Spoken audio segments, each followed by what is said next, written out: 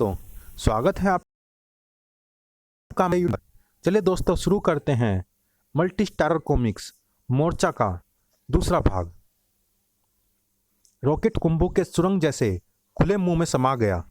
धमाका अंदर गले में हुआ और बूम! ये गिरने वाला है। सब पीछे पीछे हट जाओ। इसे मैं यहाँ नहीं गिरने दूंगा डोगा, वरना यह सचमुच बहुत नुकसान करेगा। शाबाश गमराज, इसे मैं समुद्र में गिरा कर आता हूं। और तुझे गिराने आ गया है बालीच। हा हा हा। उफ! नीचे सड़क पर गिरकर मेरे टुकड़े टुकड़े हो जाएंगे। लेकिन डोगा गिरा जाल पर। अरे, तुम्हारे पास जाल कहाँ से आ गया डोगा? जब हमें राक्षस कुंभू द्वारा बिल्डिंग गिराने और उसमें बहुत से लोगों के फंसे होने की खबर मिली तो हम सर्कस का जाल लेकर यहाँ आ गए ताकि लोगों को उस पर कुदवा कर उनकी जान बचा सके। पर कुंभू को तुमने मार डाला। फिर जब हमने तुम्हें नीचे गिरते हुए देखा तो जाल तान दिया। ओह, ये कौन है? ये वही है जिसने मुझे ऊपर से धक्का दिया था और अपने आप को बालीच कह रहा था। कह रहा था नहीं डोगा, कह रहा हूँ। मुझे तेरी ही तलाश थी। तुझे खत्म करने के लिए ही मैंने तुझे गिराया था। उफ! ये तो पूंछ मार रहा है। इसने तो मुझे पूंछ में लपेट कर पटक दिया। और ये क्या? ये मुझे क्या हो रहा है? मैं उठ नहीं पा रहा। बालीच के सामने पहुंचते ही उसके शत्रु की आधी ताकत शत्रु के जिस्म से निकलकर उसके शरीर में आ जाती है। तेरी आधी ताकत भी मेरे शरीर में आ गई है डोगा। देख, अपने आप को देख। तू खड़ा भी नहीं हो पा रहा। हा हा हा। पर ऐसी पावर तो बाली में थी जो रामायण में सुग्रीव का भाई था। बाकी रही सही कसर, मैं तुझे गदा से पीट पीट कर निकाल दूंगा। धाड़! उफ! पकड़ लो इसे, या पकड़ना रहने दो। फायर! हा हा हा। तुम्हारी भी आधी ताकत मेरे अंदर आ गई है। अरे, ये क्या हुआ? बंदूकें छूट गई। मेरी तो तोंद अंदर घुस गई और पैंट भी उतर गई। अब हम अपनी पैंट संभाले या बंदूकें? डोगा इस मुसीबत का हल ढूंढ रहा था। इस वक्त मुझसे 4 गुना ज्यादा भार तो मेरे हथियारों का है। अगर मैं इन्हें अपने शरीर से हटा दूं तो कम से कम खड़ा तो हो जाऊंगा। मेरे शरीर की आधी ताकत तूने भले ही खींच ली है बालीज, पर अभी आधी ताकत तो मेरे अंदर ही है। इसके अलावा मेरे पास मेरे फौलादी इरादों की ताकत है। तू उसे आधा नहीं खींच सकता। थाड़! मेरे अदरक चाचा ने मेरे शरीर में जो फुर्ती भरी है, तू उसे आधी नहीं खींच सकता। धड़ाक! तेरे इरादों और फुर्ती को मैं अपनी गदा मार मार कर धूल चटा दूंगा। धाड़! तब तक गमराज भी कुंभू की लाश को समुद्र में फेंक कर लौट आया था। अरे, ये कैसा अजीबोगरीब वानर प्राणी डोगा से लड़ रहा है? और ये ताकतवर डोगा को क्या हो गया? बासी ब्रेड लग रहा है डोगा। गमराज ने उछलकर बालीच पर प्रहार किया। तड़ाक! अरे, ये मुझे क्या हो गया? मुझे ऐसा लग रहा है जैसे मेरे पाँव में खड़े होने की शक्ति भी ना बची हो। बालीच के पास बाली वाली शक्ति है गमराज, जिससे उसके सामने जाते ही तुम्हारी आधी ताकत उसके शरीर में चली गई है। डोगा ने वहां खड़ी कार का रिव्यू मिरर उखाड़ लिया। इससे मैं सूर्य की तेज किरणों को इसकी आंखों पर प्रतिबिंबित करता हूं, जिससे यह कुछ पलों तक अंधा सा हो गया। इतना समय मेरे पास काफी होगा उसकी गदा छुड़ाने के लिए। डोगा अभी वार कर भी नहीं पाया था कि अरे, ये भैंसा तो गमराज का है। धाड़!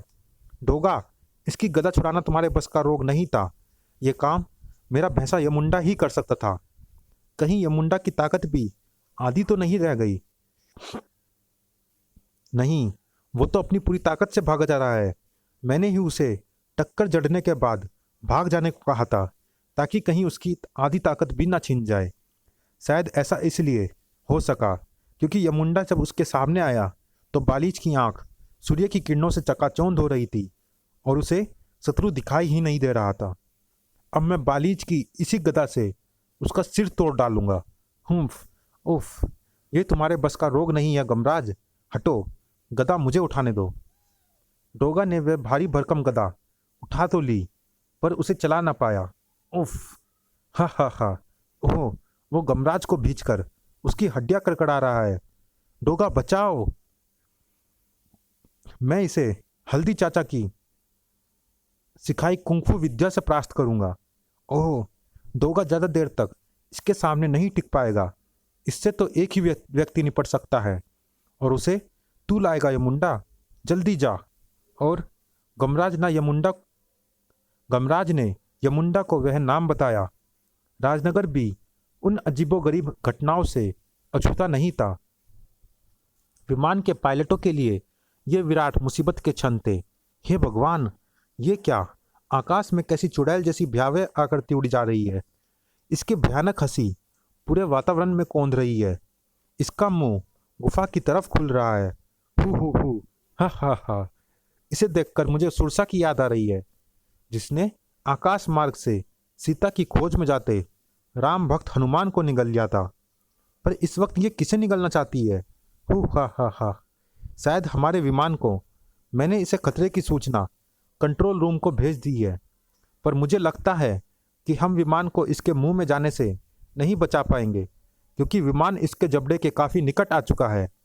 अगर हमने इसको टर्न दिया तो इसका पंख इसके जबड़े से जरूर टकरा जाएगा। वैसे भी जिधर हमारा विमान जाएगा ये अपना मुंह उधर ही घुमा लेगी। तो क्या विमान के 700 यात्री इस मायावी चुड़ैल के मुंह में? पर शायद नहीं। विमान का सौभाग्य था कि वो उस वक्त राजनगर में था, जहां ऐसे संकटों से जूझने के लिए जुझारू मौजूद थे। क्लैंप। चुड़ैल के उड़ते शरीर को एक शक्तिशाली झटका लगा। ओह, वह चुड़ैल विमान के रास्ते से हटी नहीं, हटा दी गई। पर किसने किया ये कारनामा? इंस्पेक्टर स्टील ने। Who are you? मैं सुरसी हूं। तू कौन? Inspector Steel. You are under arrest. ओहो, इंस्पेक्टर स्टील, मुझे तेरी ही तो तलाश थी। No damage, don't worry. तुझे ही निगलने आई हूं मैं। हा। Surasi wants to eat. Be alert. I warn you, stop your criminal activity. स्क्रीश, मैं सिर्फ तेरी सांसें रोकूंगी। You are in danger. You are going to digest. Use mega gun immediately. Inspector steel ने मेगा गन अपनी कलाई पर फीट की। वाम, well done, you did best, now you are safe. धमाके के बाद सुरसी का शरीर गायब होता चला गया। Mission over, now move. Inspector steel के भारी कदम अपनी विशेष कार की ओर बढ़े। ऑटोमेटिक कार उसे लेकर हेडक्वार्टर की ओर दौड़ पड़ी। और ये क्या? कार हवा में उठ गई, क्योंकि इंस्पेक्टर स्टील की सुपर कार का रूप धरकर वहां खड़ा था। समथिंग रोंग। इंस्पेक्टर स्टील चौंक कर कुछ कर पाता उससे पहले ही। इंस्पेक्टर स्टील, मेरा नाम गमराज है। ये मेरी ऑटोमेटिक कार यमुंडा है। प्लीज़ जल्दी आओ। वो देखो, डोगा की जान खतरे में है। बालिच ने उसकी और मेरी आधी ताकत छीन ली है। उसके सामने पड़ते ही किसी का भी यही हाल होगा। तुम चूंकि स्टील के बने हो, इसलिए तुम्हारी आधी ताकत वो नहीं छीन सकता। अब वो डोगा को खत्म करने के लिए गदा उठा रहा है। बालिच की गदा बड़ी तेजी के साथ नीचे आई, लेकिन लोहे से लोहा टकराने की जोरदार ध्वनि हुई। ट्वैंग। बालिच की गदा एक बार फिर नीचे आई, फिर लोहे से लोहा टकराने की ध्वनि हुई, जैसे दो गदाएं आपस में टकरा गई हों। Inspector Steel. टनाक। ट्वैंग। हाँ डोगा, घबराओ मत। मैंने इंस्पेक्टर स्टील को यहाँ बुलावा भेजा है। बालिच इसकी आधी ताकत नहीं चुरा सकता। वो देखो, उसकी गदा स्टील के घूंसे के प्रहार से टूट गई है। 450 किलो के इंस्पेक्टर स्टील की ही यहाँ जरूरत थी। शाबाश गमराज, तुमने बढ़िया काम किया। Thank you Doga. बालिच गायब हो रहा है। अरे, ये भी कुंभू की तरह गायब हो गया। कुंभू को तो तुम उठाकर ले गए थे। हाँ डोगा, लेकिन समुद्र में उसे गिराने से पहले ही वह गायब हो गया था। आखिर ये अजीबोगरीब किस्सा है क्या? इतिहास की किताबों से निकलकर कहाँ से आ रही हैं ये शैतान? ये मैं बताता हूँ। परमाणु। दिल्ली में मुझे ख़त्म करने के लिए हिरण्यू, मुंबई में तुम्हें ख़त्म करने के लिए कुंभू और बालीच, राजनगर में इंस्पेक्टर स्टील को ख़त्म करने के लिए महामाया सुरसी। इन सब हमलों की खबरें इलेक्ट्रॉनिक मीडिया के जरिए फटाफट मुझ तक पहुंचती रही है, और इन सब के सूत्र केवल मुंबई से जुड़े हुए होने चाहिए। ऐसा तुम कैसे कह सकते हो परमाणु? कुंभू के कारण, क्योंकि बाकी सब लोग छिप छिपाकर देश के दूसरे हिस्सों से कहीं भी पहुंच सकते हैं, मगर कुंभू अपने विशाल शरीर को छिपा नहीं सकता। कुंभू को इसी जगह पर पैदा किया गया है और उसे पैदा करने वाला अपराधी मुंबई में ही होना चाहिए। मेरा हेलीकॉप्टर आ गया, मुझे जाना होगा क्योंकि मेरा कार्यक्षेत्र राजनगर है। इस वक्त भी मैं बिना आज्ञा यहाँ मौजूद हूँ, जो कि गैर कानूनी है। इंस्पेक्टर स्टील कानून के दायरे में रहकर काम करता है। मुझे भी जाना होगा क्योंकि डोगा वांटेड अपराधी है। इस वक्त मेरी आधी ताकत छीन जाने के कारण मैं कभी भी पुलिस के हाथ पड़ सकता हूँ। वो वो बोर्नविटा खाकर अपनी आधी ताकत पूरी कर लेना डोगा। डोगा व इंस्पेक्टर स्टील के जाने के बाद, लेकिन परमाणु, ऐसा आदमी कौन हो सकता है जो ये सब कर रहा है, और आखिर उसका उद्देश्य क्या है? ऐसा आदमी सिर्फ एक ही हो सकता है, और वो है इतिहास, और उस तक मुझे पहुंचाएगा ये चश्मा। मुझे नहीं परमाणु, हमें। ऐसे शैतान को ख़त्म करने के लिए मैं भी तुम्हारे साथ चलूँगा। नहीं गमराज, ये तुम्हारे बस का रोग नहीं। तुम अभी बच्चे हो, ये काम मैं अकेला ही करूँगा। बस बस इतिहास, रहने दो।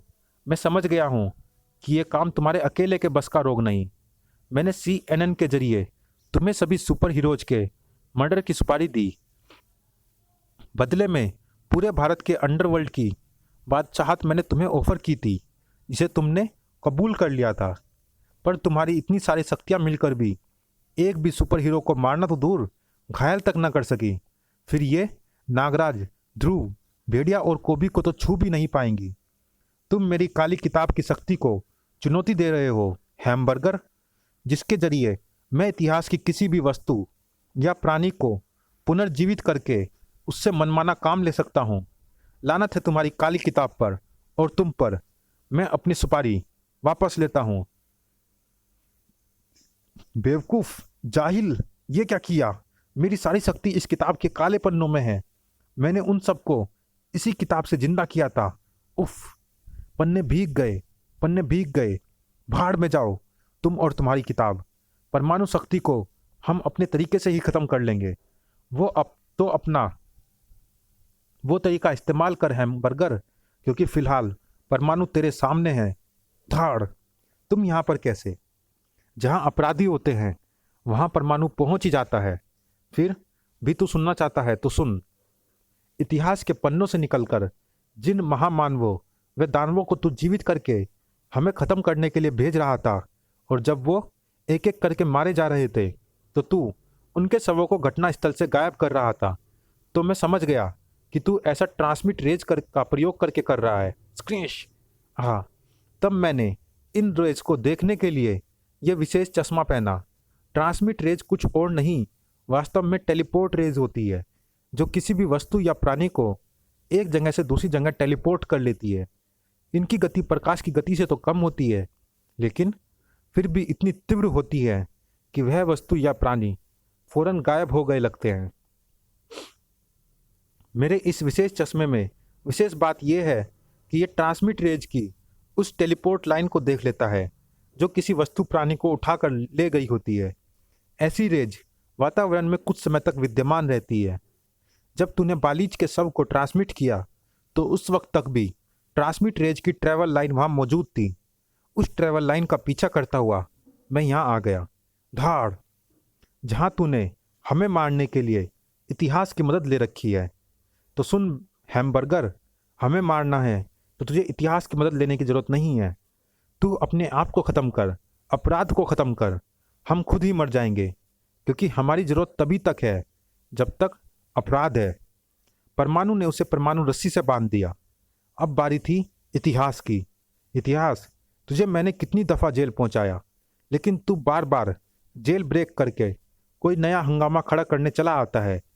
एक बार फिर मैं तुझे जेल पहुंचाने के लिए तैयार होकर आया हूँ। मेरी सारी किताब बिक गई है।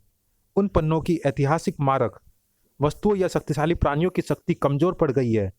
मैं उन्हें काली किताब के जादू से प्रकट नहीं कर पा रहा, लेकिन एक पन्ना भीगने से बच गया है, और इसमें ऐसी शक्ति है जो तुझे दिन में तारे दिखा देगी। परमाणु, यह है अलादीन का प्रसिद्ध चिराग, जिसे घिसने पर प्रकट होता है चिराग का जिन।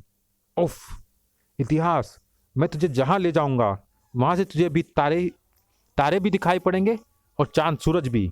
मैं तुझे इन सबसे भी ऊपर भेज दूंगा, यानी नरक में, और ये काम मेरी तरफ से करेगा चिराग का जिन।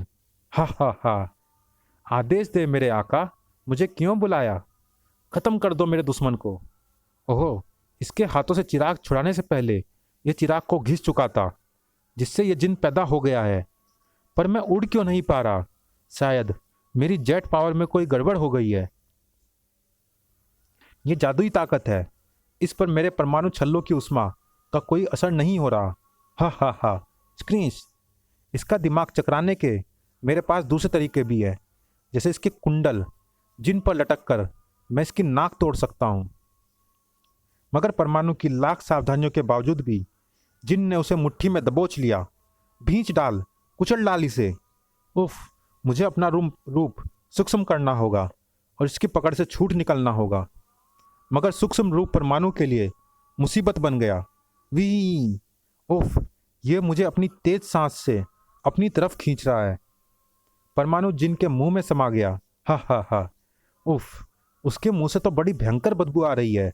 कभी दातुन भी नहीं किया होगा इसने। जिन ने जबड़ों को कसकर बंद कर लिया। उसे निगल जा जिन, उसे निगल जा। उसकी लाश मुझे सुबह किसी कमोड़ में पड़ी हुई मिलनी चाहिए। हा हा हा। जो हुक्म मेरे आका। मगर जिन के लिए उस हुक्म को पूरा कर पाना असंभव कार्य था। मिल गए आज़ादी। आह, ये क्या किया जिन? ये जिन ने नहीं किया, मेरे यमुंडा की टक्कर ने किया है। ही। परमाणु अपने पूर्वाकार में लौट आया। गमराज, तुम यहाँ कैसे आ गए? यमुंडा पर तुम्हारा पीछा करके। और अगर इस वक्त मैं ना आता तो जिन तुम्हें पचा जाता। इसे भी खत्म कर दो जिन। हाँ, लेकिन फिलहाल तुम अपनी जगह से हटो, वरना जिन तुम्हारा सिर अपनी ठोकर से फोड़ डालेगा। यमुंडा की टक्कर लगने से ये गुस्से में आ गया है। इस जिन से छुटकारा कैसे मिलेगा? जिन इसी शैतान का आदेश मानता है। मैं यमुंडा से इसकी ठुकाई करवाता हूँ ताकि ये इसे वापस जाने का आदेश दे। यमुंडा, जड़ टक्कर, ये तुम दोनों को खत्म करके ही जाएगा।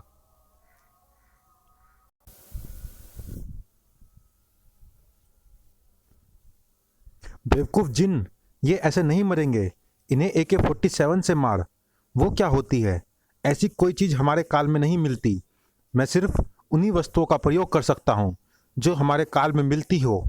तो फिर ठीक है, इन्हें इस मकान सहित नरक में छोड़ा।